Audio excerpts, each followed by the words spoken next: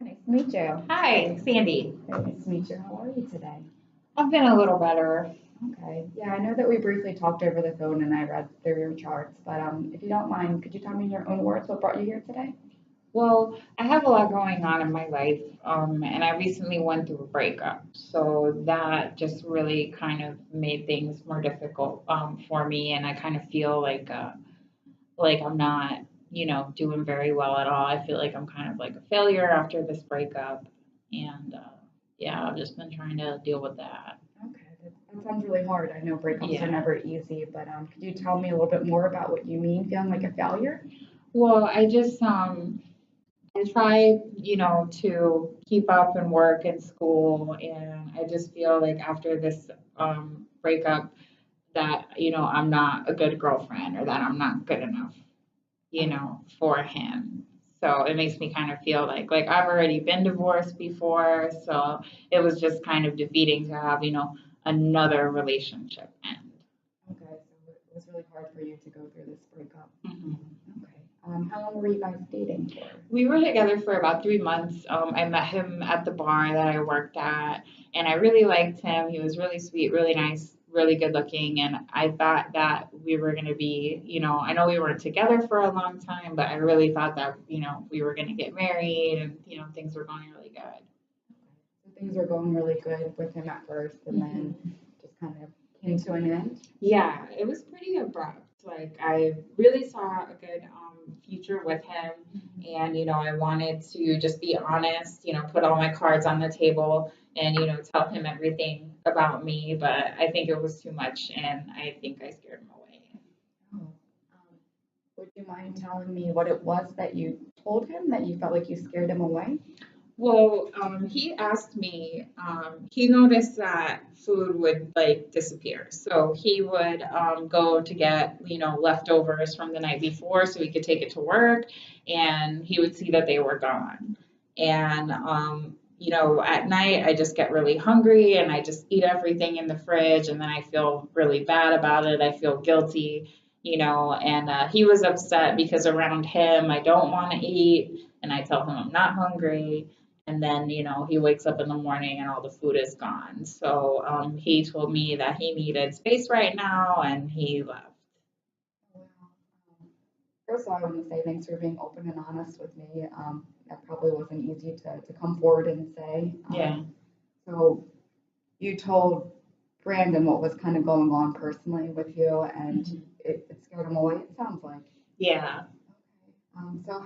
So tell me a little bit more about what do you mean by the food going gone at night and Well, on the form I checked poor appetite because there wasn't really a chance for me to explain. But what it is binging and purging, unfortunately. So I'll it really happens a lot when I'm at work. I feel like that's the most just because I work at a bar and like there's, French fries around and like burgers and it starts off with like a couple French fries and then, throughout the night I'll eat, mozzarella sticks and I'll eat, all of these foods throughout my shift and I'll go home and I already feel bad and then, I get home so late, he's already sleeping and I go into the fridge and I eat what's in the fridge and then I feel so disgusting and I don't want to let that food sit in me and I throw it up.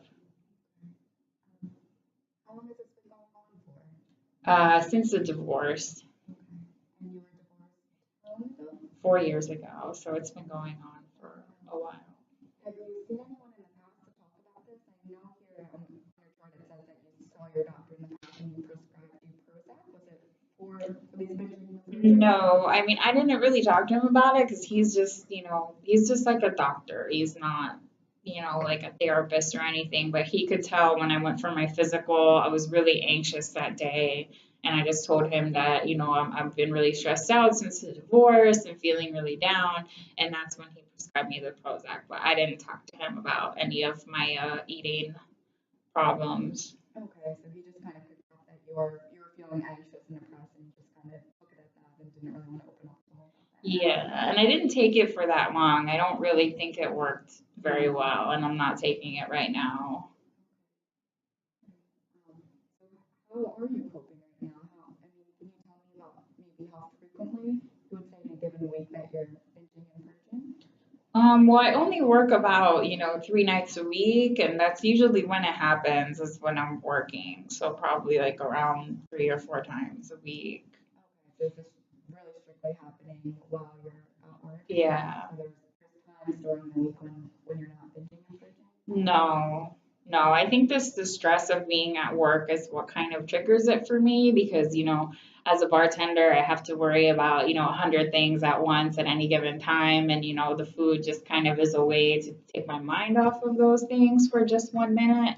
Even if it's just, one French fry or whatever, I can eat it and not think about all the other things I have to do.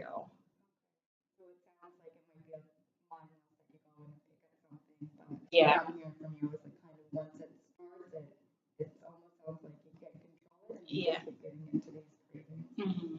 And would you say that every time that you binge on these foods, you always end up throwing up? Yeah, And so you're going through that. That sounds like it's a lot to yeah. deal with.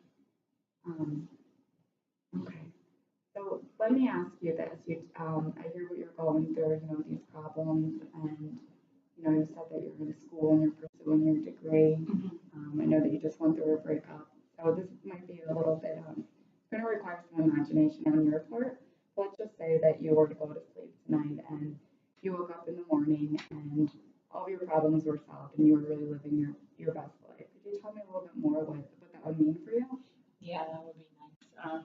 Well, I really want to be married and I want to have a family. So I guess I would wake up and I would have, my husband next to me and, I really want kids. So I think my best life would be, waking up, spending time with my husband and kids, not thinking about what I weigh or what I look like. Um, and cooking healthy food at home, not eating junk food, and just really having like a healthy life and working as my dream job, which is kind of like human resources. Like I really like that field, and I could see myself with this degree becoming like a manager or a director of human resources. So I think that would really be a good um, Yeah, future for me. definitely. It sounds like you have some really great goals in mind that you kind of want to get at like a good direction where you want to go with your life. Was there ever a time, in the past where you were eating healthy and exercising? Yeah, yeah. Before the divorce, I was really active. I mean, I've always kind of been preoccupied about my weight, kind of like ever since, I guess high school is when it really started to be a factor, but I never, was unhealthy about it. I would eat healthy meals and I would exercise. So, like before the divorce, I would do a lot of yoga and I'd run, I'd go running a lot and I would just eat healthy. So, I don't really view it as a problem, but I do weigh myself every day. So, and I did that before. Okay. Well, when you were eating healthy and exercising and doing yoga, and how did you feel? Really good, really good. The end of the marriage was really abrupt. And honestly, I was very happy in the marriage. And one day, I got off of work early, and I wanted to surprise him. So I picked up some takeout for dinner, and I came home, and he was with another woman. Yeah. That must have been awful to go through. I'm so It sorry. was really hard. And that's where I felt like I was unraveling. And the woman was like so skinny and so beautiful. And it just made me feel really bad about myself, like that I'm not good enough, that I'm ugly, that I'm this. So it really affected you. Yeah. That's difficult. So what happened after you found your ex-husband with someone? Oh, I kicked him out immediately. Yeah, I was really angry. I was yelling at both of them. I threw some stuff. I kind of just like snapped. I hate to say it, but I got really upset, and both of them left. And a couple months later, the divorce was finalized. So we don't have any kids together, thank God. But he was a liar about a lot of things, and all of that started coming out. Once I found out about the cheating, he lied about a lot of stuff. Yeah, a relationship that I had no idea was toxic because I had no idea that he was cheating on me. So you ended the relationship. As soon as I found out, yeah, I didn't stick around. I didn't try to fix it. That behavior to me is unacceptable. That's not marriage.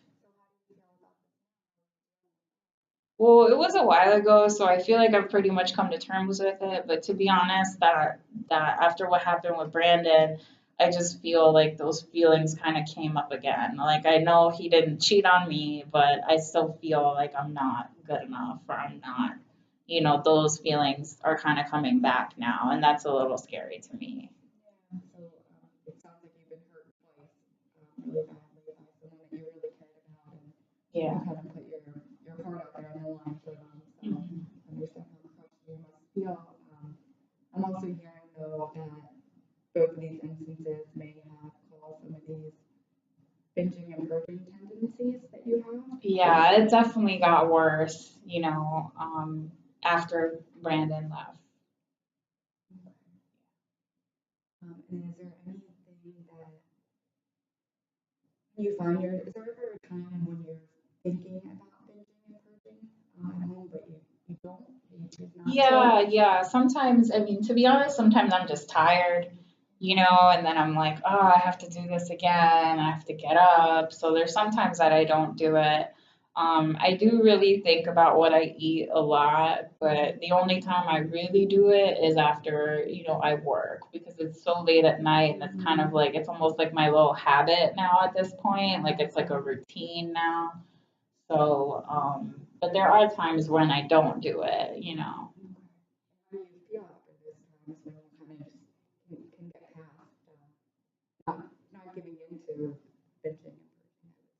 I mean, sometimes it feels good, other times it feels bad. Like sometimes I eat something and then I don't purge, but then I kind of feel it sitting there. But after a while, the feeling just kind of goes away, when I go on with my day. If I'm having a particularly good day, I don't really think about it. Like I'm just doing what I need to do to get through the day. Right.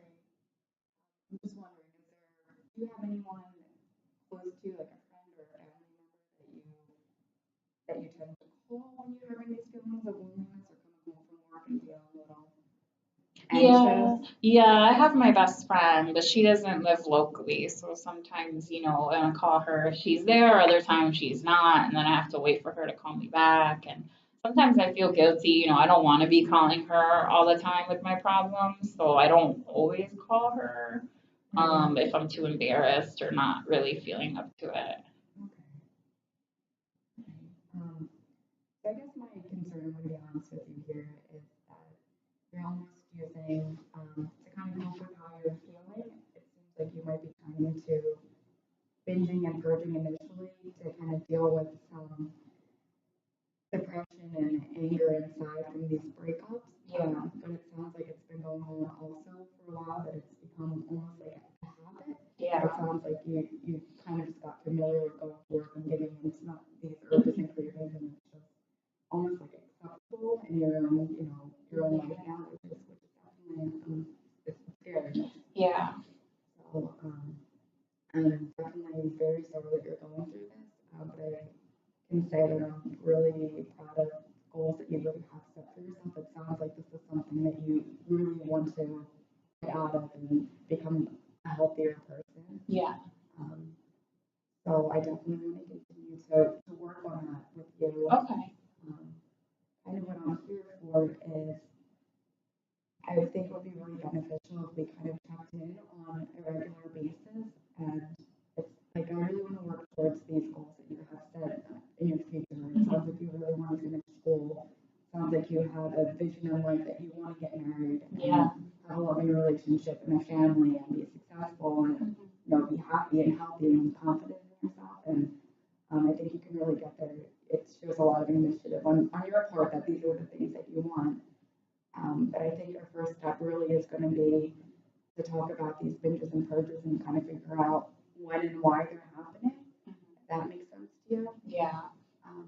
It might be really helpful for us this week if while you're at home, maybe if you could just kind of think about the times of day when you are tempted to binge and purge, but maybe that you don't.